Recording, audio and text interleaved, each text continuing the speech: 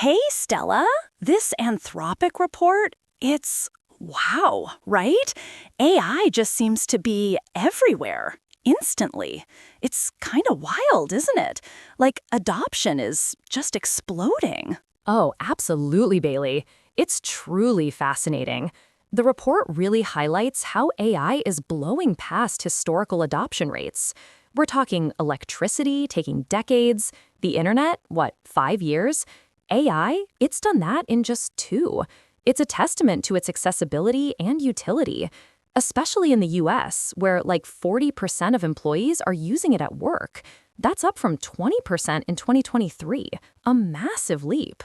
Wow, 40% in 2 years is just mind-boggling, Stella.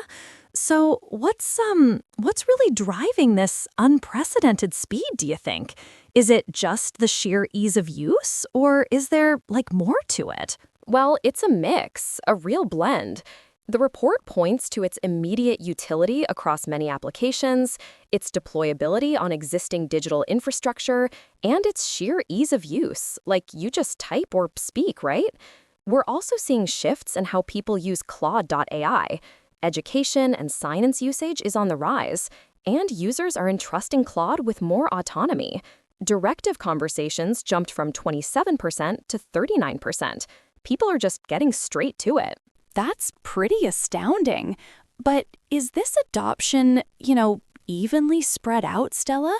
Or are we seeing some areas just pulling way ahead, leaving others behind? Because I'd imagine, like, tech hubs would be way out in front, wouldn't they? That's a really good question, Bailey. And the report, it actually gives us a first-of-its-kind geographic look. So AI adoption, it's absolutely concentrated. Globally, the Anthropic AI Usage Index, it correlates strongly with income across countries.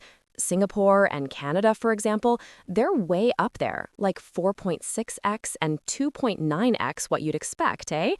But then emerging economies like Indonesia, India, Nigeria, they're much lower. It's a real disparity. Oh, that's really stark. So if high-income countries are leading, does that mean we're seeing similar patterns within, say, the US? Is it just Silicon Valley hogging all the AI fun? Well, not exactly, and this is where it gets interesting. Within the US, DC actually leads per capita usage at 3.82x, with Utah not far behind. So it's not just the obvious tech hubs. And actually, leading countries also show more diverse usage patterns, moving away from just coding to education and science, too. It's a much richer picture than you'd first think, you know? Okay, so we've talked about consumer usage, which is like me just chatting with Claude. But what about businesses, Stella? How are companies actually deploying AI through APIs? Is that a totally different ballgame? Totally different in some ways, Bailey, but also like some surprising similarities. The report, it shows that enterprise API usage, it's also heavily focused on coding, just like Claude.ai. But here's the kicker. It's automation dominant.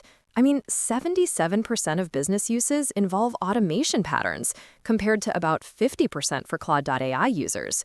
Companies are really delegating full tasks, eh? Wow. So businesses are just like, here, AI, do this whole thing. That's a big shift. And are they worrying about the cost of all this automation, do you reckon? You'd think so, right? But the data suggests capabilities actually matter more than cost in shaping business deployment. The most used tasks in the API data tend to cost more, showing weak price sensitivity. The thing is, well, a major bottleneck is context. For sophisticated tasks, AI needs lengthy, curated inputs. And if a company's data isn't organized, that's a huge hurdle. This could really exacerbate existing economic inequalities if only rich regions and data-ready firms can tap into AI's full potential. It's a lot to consider for policymakers, for sure. That's a really important point, Stella. It sounds like policymakers really need to dig into this data to ensure the benefits are shared. Thanks so much for breaking down this incredible report for us. For more insights into data and AI, make sure you visit datadriven.tv. We'll catch you next time.